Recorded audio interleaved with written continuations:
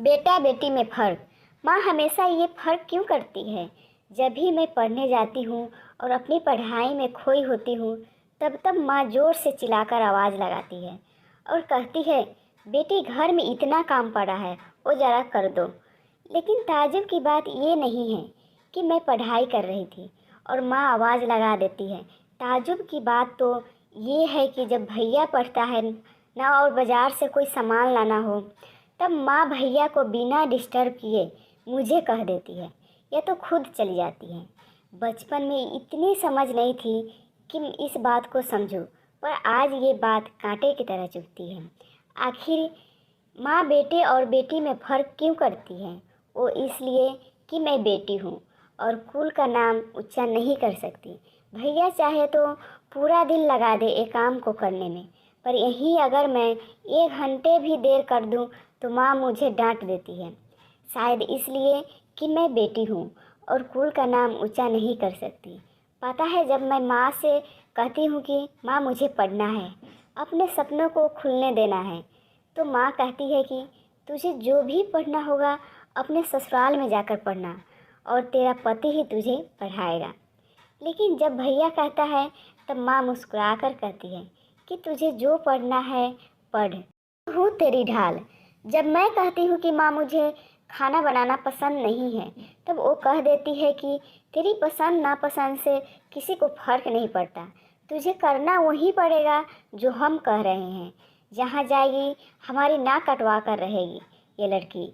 भैया को कभी नहीं सिखाती है कि उसे भी तो घर के सारे काम आने चाहिए।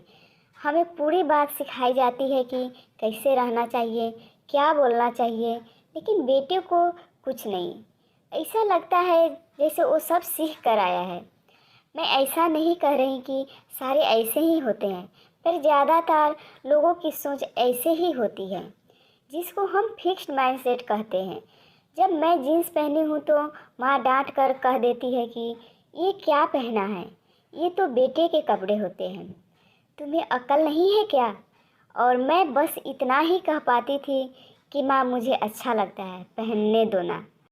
जब बात बेटे और बेटी में फ़र्क की आती है ना, तो माँ बाप ये कह देते हैं कि अरे कहाँ किया फ़र्क, जो खाने के लिए बेटों को दिया वो भी बेटी को दिया।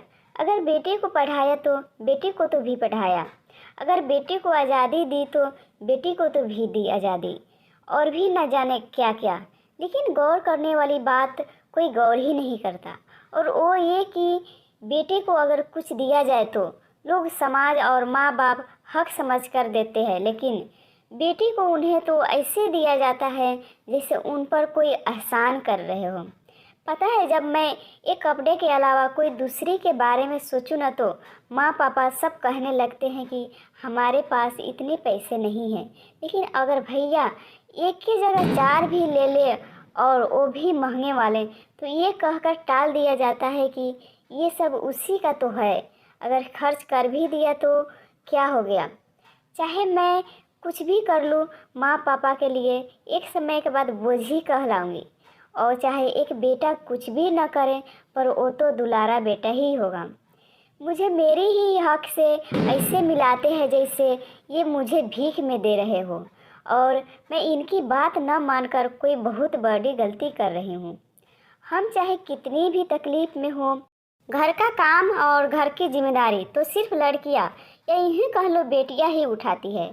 बेटियों को तो जन्म से ही अधिकार मिली ही है कि वो घर के कामों में हाथ नहीं बटाएं।